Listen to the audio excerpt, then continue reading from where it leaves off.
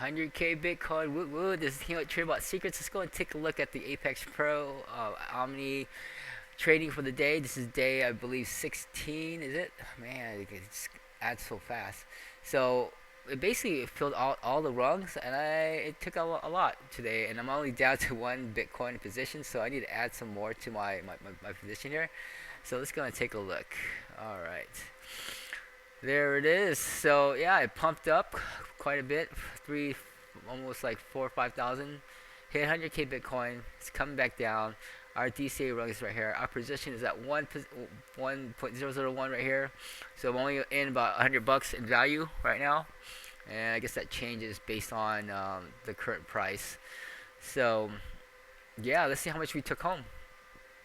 So we went here. I got a $17, a $14 today, and actually closed out all of that. So it's been closing since last night, and finally picked up the last rung and filled it at 10 o'clock this morning. So there it is, 100K, 90-day close that, 98. So this is 1% differences between each of these sell orders.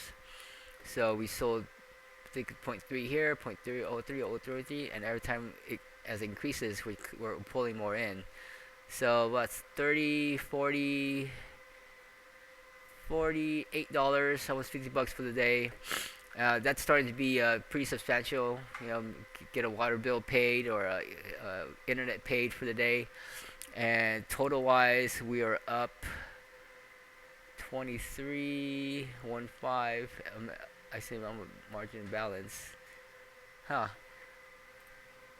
It's kind of hard to tell actually.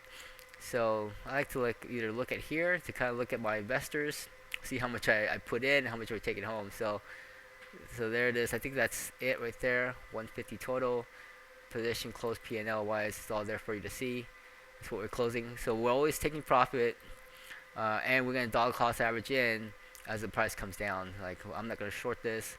And now I may look at it a little differently, based on the M2 liquidity, which is quite high. Let me see if I can pull it up for you guys.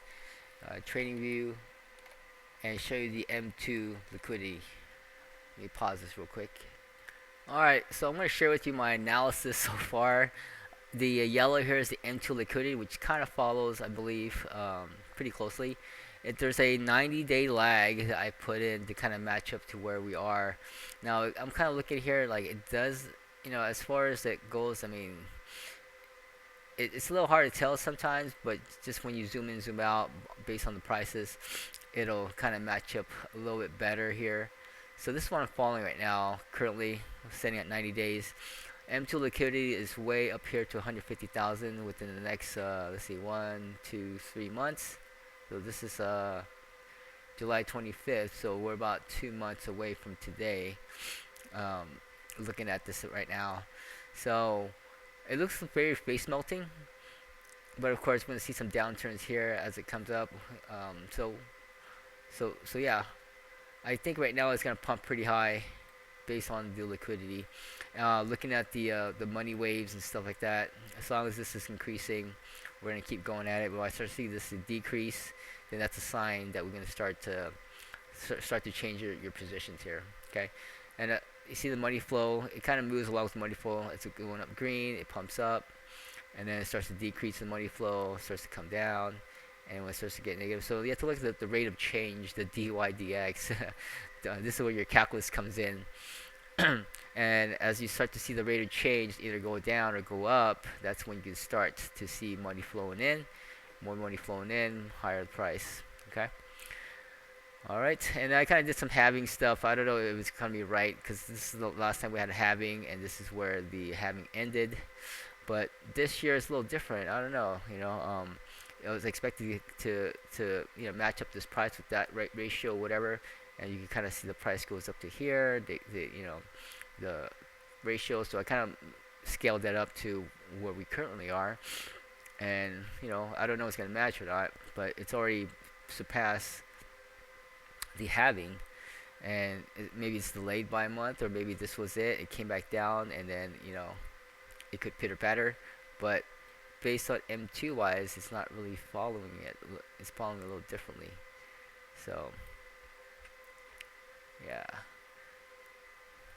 So anyways, I'm gonna go ahead and keep longing this one and 1x leverage. And then if I start to see a little bit of downturn, then great. I can expect to fill some of my orders. So right now I'm very light on there. I only got one position of $100. I'm completely out already. So if it comes back down, we'll reset today. Add some more position to it. But we don't want to chase this. Usually when we chase it, it goes against us and it leaves us hanging up high and dry and holding the bag. So this is the first time it's tapped again, but I know it's also a face melting moment. But you never know what you don't know, and we're just gonna be there to hold, and we won't FOMO in because we're still in a position. So if this $6 turns into $20, $30, great.